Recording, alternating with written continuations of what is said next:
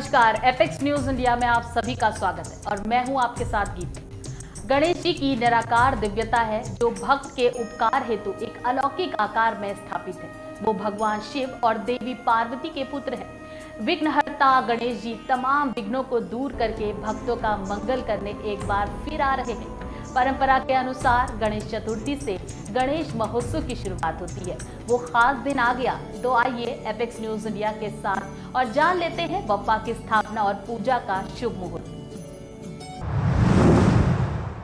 गणेश चतुर्थी व्रत पूजन तिथि 31 अगस्त की दोपहर 3:22 तक रहेगी चतुर्थी। गणपति स्थापना का शुभ मुहूर्त सुबह 11:05 से 1 सितंबर को रात 1:38 तक रहेगा। अपने साथ शुभ रवि योग भी लेकर आ रहे हैं विघ्नहर्ता गणेश जी। इस योग में सभी अशुभ योगों के प्रभाव को नष्ट करने की होती है क्षमता। कल पूरे दिन स्थापना के 5 मुहूर्त सुबह 11:20 से दोपहर 1:20 तक सबसे अच्छा समय नहीं मिल पाए तो किसी भी शुभ लग्न या फिर चौघड़िया मुहूर्त में भी गणपति स्थापना की जा सकती है। इस बार गणेश चतुर्थी पर 300 साल बाद ग्रहों की शुभ स्थिति बन रही है और लंबोदर योग भी हैं। सब देवन में प्रथम हैं गणनायक भगवान, उनसे ही सब कुछ मिले रिद्धि सिद्धि धन धान।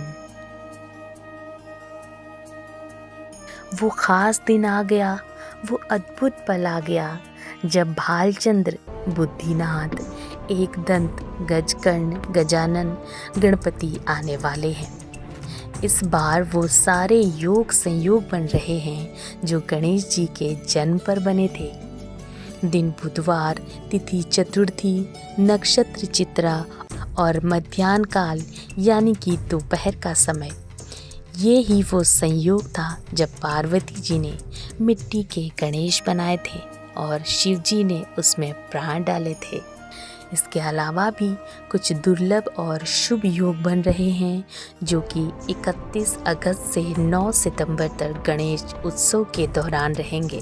इस गणेश उत्सव में एक ख़ास बात ये है कि इन 10 दिनों में रोज़ कोई शुभ योग बन रहा है जिसमें आप निवेश से लेकर वहाँ खरीदी तक कई शुभ काम कर सकेंगे।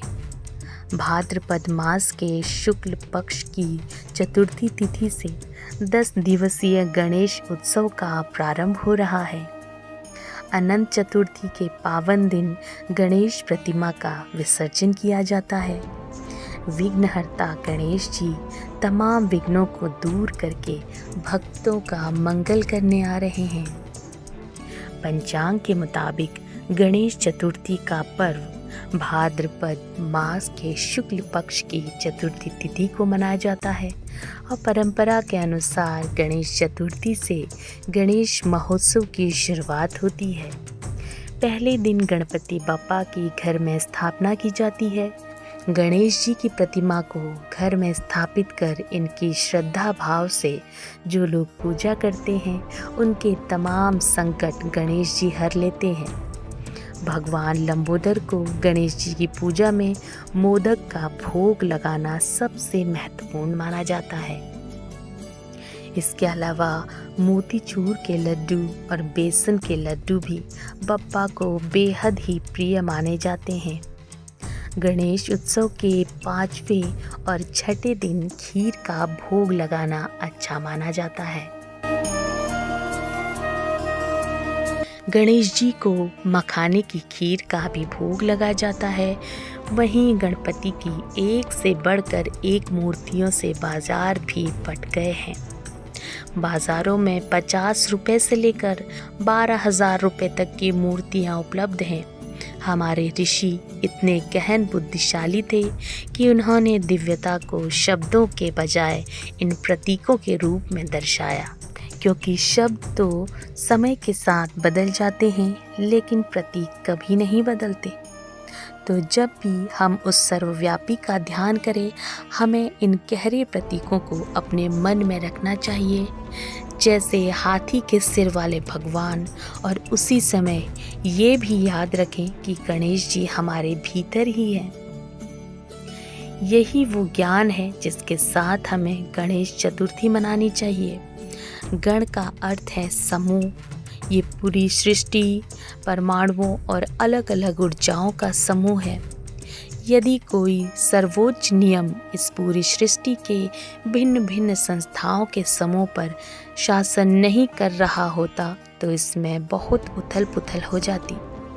इन सभी परमाणुओं और ऊर्जाओं के समूह के स्वामी हैं गणेश जी। गणेश जी की पूजा हाथी के सिर वाले भगवान के रूप में होती है, लेकिन ये आकार या स्वरूप वास्तव में उस निराकार पर ब्रह्मा रूप को प्रकट करता है। गणेश जी वही ऊर्जा है जो इस सृष्टि का कारण है। ये वही ऊर्जा है जिससे सब कुछ प्रकट होता है और जिसमें सब कुछ विलीन हो जाता है। आइए हम सभी इस कथा को जानते हैं कि कैसे गणेश जी हाथी के सिर वाले भगवान बने। जब पार्वती शिव के साथ उत्सव क्रीड़ा कर रही थी तब उन पर थोड़ा मैल लग गया। जब उन्हें इस बात की अनुभूति हुई तब उन्होंने अपने शरीर से उस मैल को निकाल दिया और उसे एक बालक बना दिया। फिर उन्होंने उस बालक को कहा कि जब तक वो स्नान कर रही है वो वहीं पहरा दे। जब शिवजी वापस लौटे तो उस बालक ने उन्हें पहचाना नहीं और उनका रास्ता रोक दिया। तब भगवान शिव ने उस बालक का सिर धड़ से अलग कर दिया और अंदर चले गए। ये देखकर पार्वती बहुत ही हैरान रह गई। उन्होंने शिवजी को समझाया कि वो बालक तो उनका पुत्र था और उन्होंने भगवान शिव से विनती करी कि वो किसी भी कीमत पर उसके प्राण बचाएं। तब भगवान शिव ने अपने सहायकों को आज्ञा दी कि वो जाएं और कहीं से भी कोई ऐसा मस्तक लेकर आएं जो उत्तर दिशा की ओर मुँह करके सो रहा हो। तब शिवजी के सहायक एक हाथी का सिर लेकर आए, जिसे शिवजी ने उस बालक के धड़ से जोड़ दिया और इस तरह भगवान गणेश जी का जन्म हुआ।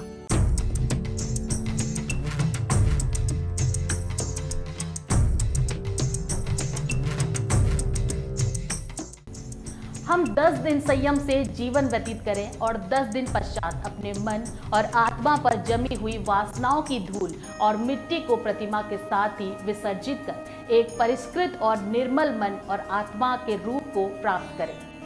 तो अब हमें दीजिए इजाजत और आप देखते रहिए एपेक्स न्यूज इंडिया, सिर्फ सच के साथ। नमस्कार।